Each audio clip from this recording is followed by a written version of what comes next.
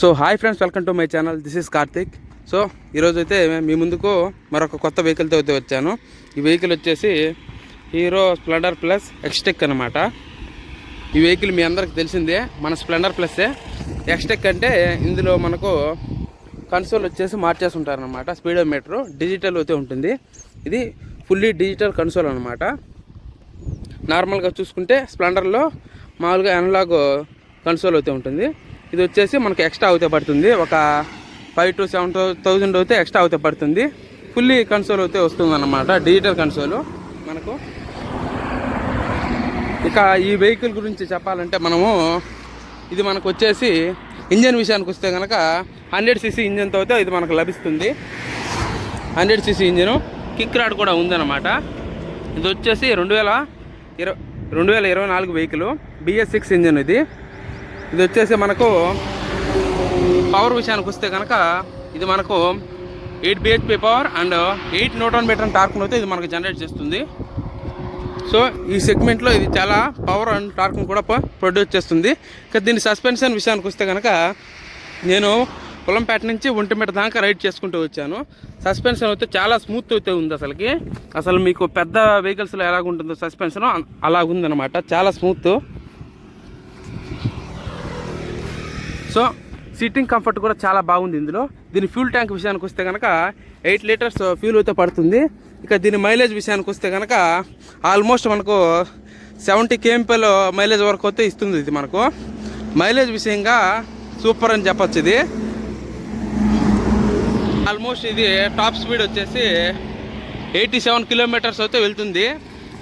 Top speed వచ్చేసి same మన Splendor plus Xtec Splendor ప్లస్కి తేడా ఏమిటంటే కొద్దిగా కన్సోల్లో తేడా ఉంటుంది. స్ప్లెండర్లో కన్సోల్ వేరేగా ఉంటుంది, దీంతో వేరేగా ఉంటుంది. కన్సోల్ విషయానికి వస్తే కనుక ఓడోమీటర్, ట్రాకోమీటరు అన్నీ ఉన్నాయి. Trip 1 trip 2. ఇక్కడ వచ్చేసి మనకు యావరేజ్ ఫ్యూల్ ఎకానమీ కూడా ఉంది. అలాగే ఇక్కడ చూస్తే కనుక ఛార్జింగ్ పోర్ట్ కూడా ఒకటి ఉంది. మనకు వచ్చేసి స్ట్రైట్ స్టాండ్ ఇండికేటర్ ఉంది. అందులో మెయిన్ థింగ్ వచ్చేసి ఇందులో వచ్చేసి I3S టెక్నాలజీ ఉంది. అంటే I3S టెక్నాలజీ అంటే ఇది మనం ఎప్పుడన్నా ట్రాఫిక్లో ఉన్నప్పుడు స్టార్టింగ్లో ఉంటుంది వెహికల్. అలాంటప్పుడు I3S టెక్నాలజీని ఆన్ చేసినామంటే కనుక కొద్దిసేపటికి ఆటోమేటిక్గా అదే ఆపోతుంది వెహికల్. మళ్ళీ మనం స్టార్ట్ చేయాలంటే ఇలా క్లచ్ పట్టుకున్నామనుకో ఆటోమేటిక్గా అదే స్టార్ట్ అవుతుంది అనమాట.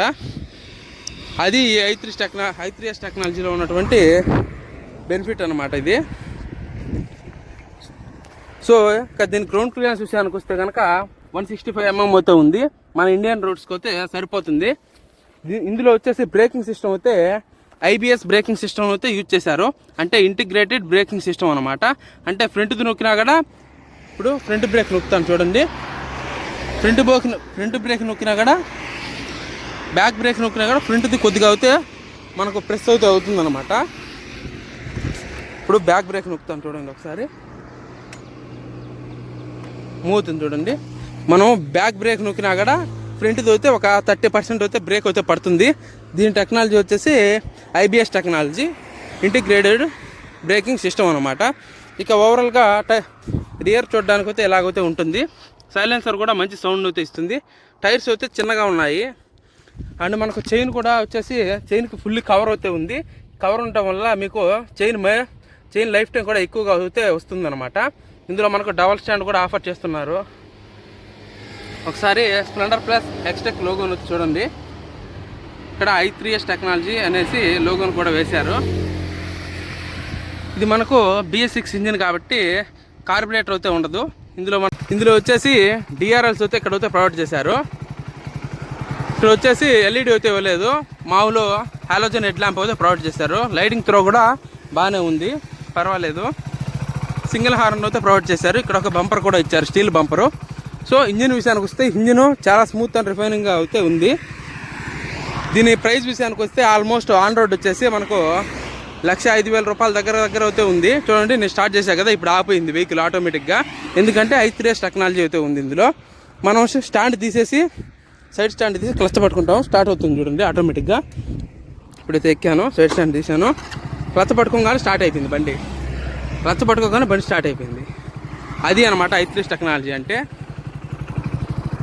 సో ఈ వీడియో మీ అందరికీ నచ్చింది అనుకున్నాను. ఈ వీడియో కూడా మీకు నచ్చినట్లయితే లైక్ చేసి మన ఛానల్ సబ్స్క్రైబ్ అయితే చేయండి. This is Karthik. ప్లీజ్ ప్రతి ఒక్కరు కూడా సపోర్ట్ చేయాలి ఫ్రెండ్స్. సో నేను ఇప్పుడైతే కడపకి అయితే వెళ్తున్నాను. సో ప్లీజ్ అందరూ కూడా సబ్స్క్రైబ్ అయితే చేయండి.